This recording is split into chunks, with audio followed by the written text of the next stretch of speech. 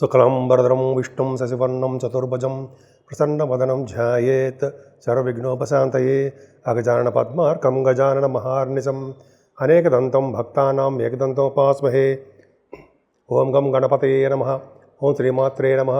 ఓం శ్రీ గురుభ్యో నమః. మా ఆది ఆశ్రలను చూస్తున్నటువంటి మీ అందరికీ పేరు పేరున నా హృదయపూర్వక నమస్కారాలు. నా పేరు Vadrev Adinarayanarao Sharma, CMA, MA astrology అండి. సిఎంఏ అంటే cost and management accountant, qualified cost accountant, అందరికీ తెలిసింది అనుకోండి. సరే, అది పక్క పెడితే యాక్చువల్గా మీకు మీ జాతకాలు తెలుసుకోవాలనుకుంటే ప్రతిసారి చెప్పినట్టుగానే date of birth, time of birth, place of birth ఇవన్నీ ఉండాలండి. మన ఆది ఆస్ట్రాలజీ తరపు నుంచి కూడా మంచి మంచి ముహూర్తాలు కూడా పెడుతూ ఉంటాము. పెళ్లి ముహూర్తాలు, మ్యాచ్ మేకింగు, అంటే వధూవరుల యొక్క జాతక పరిశీలన అద్భుతంగా ఉంటుందండి. అవి నేనే చేస్తుంటాను. అలాగే మీరు ఫోన్ చేసినా కూడా నేనే లిఫ్ట్ చేస్తుంటాను. ఒకవేళ షూటింగ్స్లో ఉంటే మాత్రం జనరల్గా మీరు నా వాట్సాప్కి మెసేజ్లు పెట్టండి. ఇప్పుడు నేను మీకు నెంబర్ చెప్పాను, ఆ నెంబర్తో పాటు అదే నెంబరే కాకుండా అదే నెంబర్ కింద స్క్రోల్ కూడా అవుతుంటుంది. నేను తప్పకుండా మీకు పరిష్కార మార్గాలు సూచిస్తాను. నేనే ఫోన్ లిఫ్ట్ చేసి మాట్లాడతా, మరి ఎవ్వరూ మాట్లాడరు. దానివల్ల ఏమవుతుంటే పర్సనల్ కాంటాక్ట్ వలన మీకు మరింత ఎక్కువగా మాట్లాడడానికి అవకాశం ఉంటుంది, మీవన్నీ చెప్పుకోవడానికి అవకాశం ఉంటుంది. సరే, అది పక్క పెడతారండి. ఇప్పుడు యాక్చువల్గా మనం 13 జూలై నుండి 19 జూలై వరకు కూడా అసలు ఈ వారం రోజులు కూడా ఎలా ఉండబోతోంది చెప్పుకుందాం. అందుకంటే ముందర ప్రతిసారి చెప్పినట్టుగానే నా వీడియోస్ అన్నీ మీకు నచ్చాయి అనుకుంటున్నాను. ఒకవేళ మీకు నచ్చితే లైక్ చేయండి, షేర్ చేయండి, సబ్స్క్రైబ్ చేయండి, నన్ను ఆశీర్వదించండి. సరేనండి. ఇప్పుడు మనం కుంభరాశి వారికి ప్రశాంతంగా ఆనందంగా ఉంటారు. కాకపోతే ఏంటంటే మీకు కష్టపడాల్సిందే. కష్టపడితే విజయం సాధిస్తారు. కష్టాన్ని నమ్ముకోండి, సిస్టమేటిక్గా ఉండండి, కష్టాన్ని నమ్ముకోండి. కష్టపడితే చాలండి, మీకు శనీశ్వరుడు యోగిస్తాడు. ఇంకా చెప్పాలంటే చంద్రరాహువులు అంటే 14-15 తారీఖుల్లో మీ రాశిలోనే ఉన్నారు. రాశిలో చంద్రుడితో కలిసిన రాహుని భయపడాల్సిన అవసరం కాదండి. ఎందుకు చెప్తున్నానంటే రాహు మిక్కిలి బలవంతులు అయిపోయి శోభలితాలు ఇస్తాడు మీకు.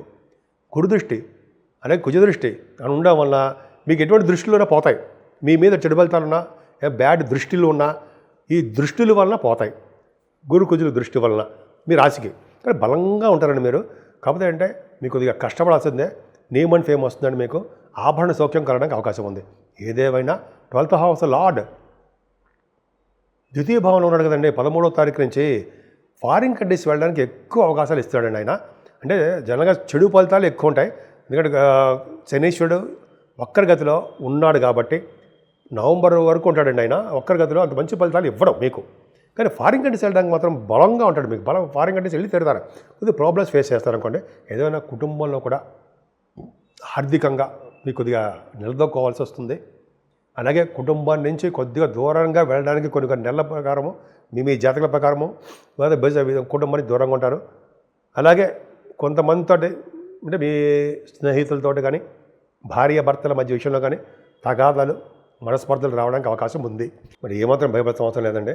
శనీశ్వరుణ్ణి పూజించడం వలన, తైలాభిషేకం చేసుకోవడం వలన,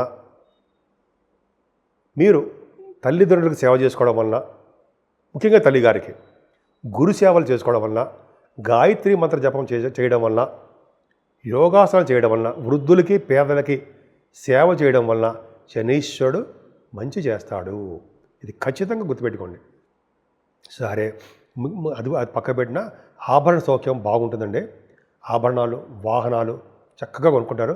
తల్లిగారికి ఆరోగ్య పరిస్థితి చంద్రుడికి, శుక్రుడికి శనీశ్వరుడు చూస్తున్నాడు కాబట్టి కొద్దిగా మెడిసిన్స్ వాడవలసి వస్తుంది. చదువులో కూడా కొన్ని ఆటంకాలు వస్తాయి కానీ విజయం సాధిస్తారు. ఆభరణ యోగం ఉంటుందండి.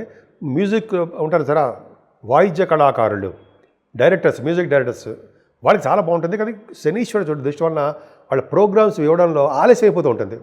ప్రోగ్రామ్స్ ఇస్తారు, ఆ డేట్స్ ఫిక్స్ కాక ఆలస్యం అయిపోవడము, ఈ చదువు విషయంలో కూడా ఆలస్యం అయిపోవడము, ఆ రైతులు కూడా డబ్బులు రావడానికి అవకాశాలు తక్కువ ఉండడము జరుగుతుందండి. ఏం భయపడకండి. కాకపోతే మీకు పుత్ర సంతాన యోగం కలగడానికి అవకాశాలు ఎక్కువ. నేమ్ అండ్ ఫేమ్ ఉంటుందండి. పైగా మీకు బంగారు ఆభరణాలు కొనుక్కోవడము, స్పోర్ట్స్ రంగంలో బాగా రాణించడము, అలాగే సాహిత్య రంగంలో రచయితలుగా కవులుగా డబ్బు సంపాదించుకోవడం జరిగి తీరుతుంది మీకు. కుంభరాశి వారికి మీరు మాట్లాడితే ఒక విధమైనటువంటి మీ ప్రాసే మీ శ్వాస అన్నట్టుగా మీరు ఎక్కువ ప్రాసతో మాట్లాడము, జనాల్ని సమ్మోహితులు చేయడము, రచయితలుగా ఉండడము. మీరున్నారు, మీ కుంభరాశిలో ఉన్నారు కదా, ఆస్ట్రాలజర్స్ కూడా ఉన్నారు దాంట్లో. కుంభరాశిలో వాక్శుద్ధి బాగుంటుంది. పంచమస్థానంలో రవి గురులు ఉండడం వలన పుత్ర సంతానం కలగడానికి అవకాశం ఉందండి. మీ సంతానానికి పుత్ర సంతానం వలన మీకు యోగ్యత కలుగుతుంది. మీ వలన మీ పుత్రులకి బాగా సక్సెస్ అవుతారు. ఎటువంటి చట్టపరమైన ప్రాబ్లమ్స్ ఉన్నా, న్యాయపరమైన సమస్యలు ఉన్నా, భగవంతుడి దయ వలన, మీ జాతక ప్రభావం వలన, వాళ్ళ జాతకం కూడా కాంబినేషన్ వలన మంచి జరగడానికి అవకాశం ఉంది. అది ఖచ్చితం. అంతేకాదండి, స్టాక్ మార్కెట్లో స్పెక్యులేషన్లో అదృష్టం తోడుగా ఉంటుంది మీకు. సరే, ఇంకా ఏముందయ్యా, రవి బుధులు 6వ భావంలో బ్రహ్మాండంగా లేరండి. అంటే 16 తారీఖు నుంచి రవి వస్తున్నాడు అనుకోండి, రవి బుధులు 6వ భావంలో ఉండడం వల్ల ధైర్యంగా ఉంటారు, శత్రు భయం లేకుండా ఉంటారు. శత్రు భయం ఉండదు, రోగాలు పెడతారు, రోగాల సమస్య ఉండదు. పైగా రవి బుధుల వలన చట్టపరమైనటువంటి చిన్న చిన్న ప్రాబ్లమ్స్ ఉన్నాయి, వాటి నుంచి కూడా భగవంతుడు మిమ్మల్ని కాపాడతాడు. మంచి యోగ్యవంతంగా ఉండడానికి అవకాశాలు ఉంటాయండి. మీ జాతక ప్రకారం ఆధారపడి ఉంటుంది. ఈ రవి బుధుల వలన కూడా 6వ భావం రవి బుధుల వలన చక్కటి విద్య, విదేశాలు వెళ్ళడానికి అవకాశాలు, స్పోర్ట్స్ రంగంలో విజయం సాధించడాలు, ఏదైనా సరే మీరు కాదు అనే పరిస్థితి ఉండదండి, అన్నీ చక్కగా సక్సెస్ చేసుకుంటారు. కాంపిటీషన్ ఎగ్జామ్స్లో కూడా ఆడవాళ్ళు చెప్తున్నారండి, కాంపిటీషన్ ఎగ్జామ్స్ కానీ ఇంటర్వ్యూస్ కానీ వెళ్తారు కదా, విజయం సాధిస్తారు. కష్టపడాలి, మీ మీద మీరు నమ్మకం ఉంచుకోవాలి. ఓకే, కానీ కుజకేతువులు అండి 7వ భావంలో అంత మంచివాడు కాదు, చిన్న చిన్న ఇబ్బందులు కలిగిస్తారండి మీకు. భార్యాభర్తల విషయంలోనూ లేకపోతే పెళ్ళిళ్ళ విషయంలో ఇబ్బంది కలిగిస్తారు.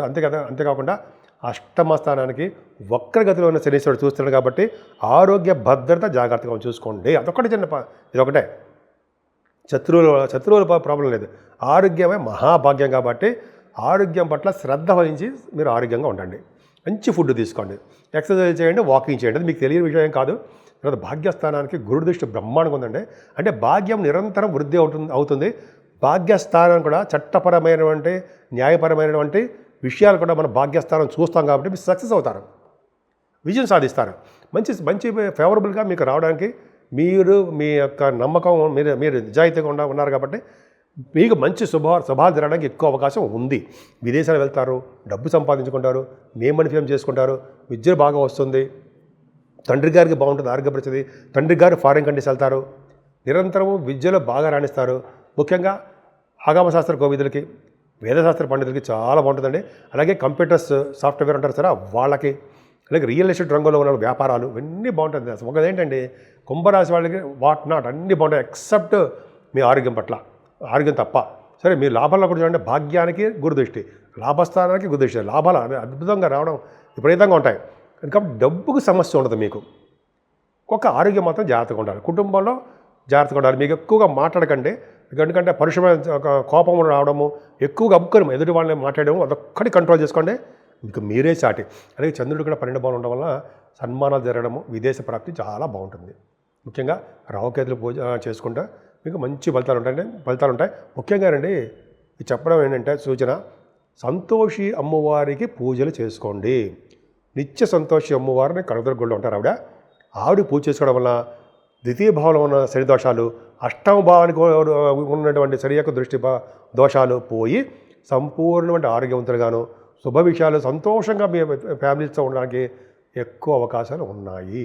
12 రాశుల వారికి చెప్పుకోదగ్గ సూచనలు, పరిహారాలు, పరిష్కారాలు, రెమెడీస్ ఇవన్నీ అంటాం కదండి.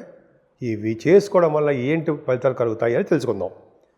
అంటే జనరల్గా మేషరాశి నుంచి మీనరాశి వరకు కూడా శనీశ్వరుడు ప్రభావం బాగా ఉండడము, రావుకేతుల మధ్యలో కాలసర్ప దోషం ఏర్పడడం వల్ల ప్రబల దోషం ఏర్పడిపోయింది 12 రాశుల వారికి. ఫస్ట్ శనీశ్వరుడి గురించి మాట్లాడుకుందాం. శనీశ్వరుడికి, ఎందుకంటే శనీశ్వరుడు మనకి 12 అంటే జనరల్గా మంచివాడు కదండి. ఆయన ఏంటంటే 13వ తారీఖు నుంచి వక్రగతిలో ఉండడం వల్ల విపరీతమైన చెడు ఫలితాలు ఎక్కువ ఇస్తాడుంటాయి. అందుకని శనీశ్వరుడి తైలాభిషేకాలతో చేసుకోవడం మర్చిపోకూడదు. అలాగే మందపల్లిలో ఉంటే మందపల్లిలో కానీ ఎక్కడైనా సరే 19,000 సార్లు జపం చేయించుకుని తర్పణాలు దాన హోమం చేసుకుంటే మంచి ఫలితాలు ఉంటాయి. అదొకటి ఫస్ట్ పాయింట్. అంతేకాకుండా శనీశ్వరుడికి పూజ చేసుకున్న తర్వాత, అంటే మనం మందపల్లి కానీ లేకపోతే కొంతమంది తిరునాళ్ళలోనో కాకపోతే ఇంకా చాలా చోట్ల ఉన్నాయి కదండి శనీశ్వర దేవాలయాలు. మనం చేసుకోవడం వల్ల ఆంజనేయ స్వామికి సింధూరం ఎవరైతే రాయిస్తారో మంగళవారం శనివారం శనీశ్వరు యొక్క దోషాలు పరిహారం అయిపోతే తీరుతాయండి, ఇంకో డౌట్ లేదు. స్వామివారికి ఆంజనేయ స్వామివారికి వడమాల అప్పాలు నైవేద్యం పెట్టడం వలన, వడమాల సమర్పించడం వలన, చక్కటి మంచి వస్త్రాలు సమర్పించడం వలన, అలాగే మామిడి పళ్ళ సీజన్ కూడా బహుశా ఉందని తెలియదు కానీ మామిడి అంటే పళ్ళు సమర్పించడం వలన చక్కటి యోగం కలుగుతుందండి. స్వామివారి దగ్గర దీపారాధన చేయాలి. అంతేకాకుండా వెంకటేశ్వర స్వామి వారి దగ్గర కూడా దీపారాధన చేసుకోవడం చాలా పవర్ఫుల్ అండి. శనీశ్వరుడు దోషాలు ఖచ్చితంగా తగ్గుతాయి. అంతేకాదండి, ఎవరైతే శివాభిషేకాలు చేసుకుంటూ శివుడికి మల్లెపూలతో పూజిస్తారో వాళ్ళకి శనీశ్వరంలో వచ్చే దోషాలు పరిహారం అవుతాయి. మనం తిరునల్లూరు చూసామనుకోండి, తిరునల్లూరులో స్వామికి అక్కడ శనీశ్వరుడు ఉంటాడు కదా, శివుడే ఉంటాడు. శివుడికే మనం పూజ చేస్తాం. మందపల్లి చూడడానికి కావాలంటే శనీశ్వరుడు ఉండదు, శివుడికి అభిషేకాలు చేస్తుంటాం తైలంతో, నూనెతోటి. అలాగా మీరు శివుడికి అభిషేకాలు చేయించుకోవడం అద్భుతం ఫలితాలు ఉంటాయండి. ముఖ్యంగా కేతు ప్రభావం ఉందండి కాలసర్ప దోషంలో. ఉండడం వల్ల వినాయకుడు పూజ చేయించాలి. ముఖ్యంగా సంకటహర చతుర్థి అంటాం, 14వ తారీఖున వస్తుందండి. అంటే పౌర్ణమి వెళ్ళిన తర్వాత చవితి పూట వచ్చే తిథినే చతుర్థి అంటాం. వినాయకుడికి గరికతో పూజ చేయడం వల్ల, వస్త్రాలు సమర్పించడం వల్ల, మల్లె పూలతో పూజించడం వల్ల స్వామివారు సంతోషించి మంచి చేస్తారండి. అది సుబ్రహ్మణ్య సమారాధన కూడా చేసుకోవాలి. ఏదేమైనా ఈ నెల 17వ తారీఖు నుంచి దక్షిణ పుణ్యకాలం వస్తుంది. మనం అప్పుడు ఏం చేసుకోవాలి అనేది విధి విధానాలను మనం ఒకసారి తెలుసుకుందాం. ఏదైనా మీరు 12 రాసుల వాళ్ళకి శుభాలు జరగాలని, అన్ని రంగాల్లోనూ ముందంజలో ఉండాలని, సంపూర్ణమైన ఆరోగ్యవంతులుగా మీరు ఉండాలని, సంతోషి మాత అమ్మవారి యొక్క ఆశీస్సులు మీ మీద నిండుగా ఉండాలని నేను మనస్ఫూర్తిగా కోరుకుంటున్నాను.